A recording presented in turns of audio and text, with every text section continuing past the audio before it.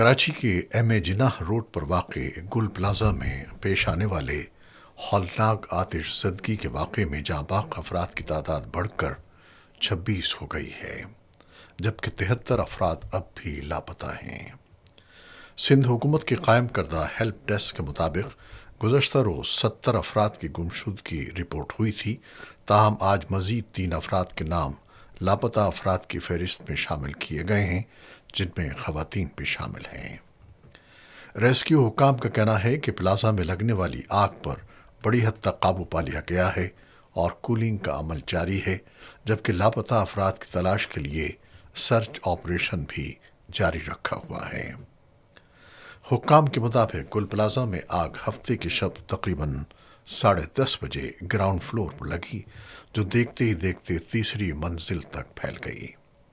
شدید آتش زدگی کے باعث عمارت کے کئی حصے منہدم ہو گئے۔ متاثرہ افراد کے اہل خانہ کئی گھنٹوں تک جلتی ہوئی عمارت کے باہر اپنے پیاروں کی خبر کے منتظر رہے۔ فائر بریگیڈ نے مسلسل 33 گھنٹے کی جدوجہد کے بعد آگ پر مکمل قابو پا لیا۔ آگ بجھانے کے بعد فائر فائٹرز پلازا کے اندر داخل ہوئے اور محدود پیمانے پر سرچ آپریشن کیا، جس دوران ایک بچے سمیت 3 افراد کے جسمانی اعضاء ملے، جنہیں سول ہسپتال کے ٹراما سینٹر منتقل کر دیا گیا۔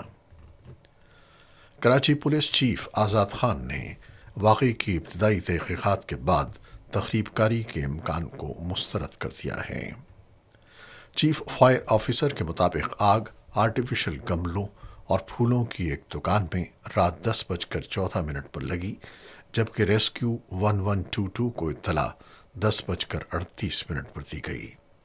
فائر بریگیڈ کے 2 ٹینڈر 10:57 پر پہنچ گئے۔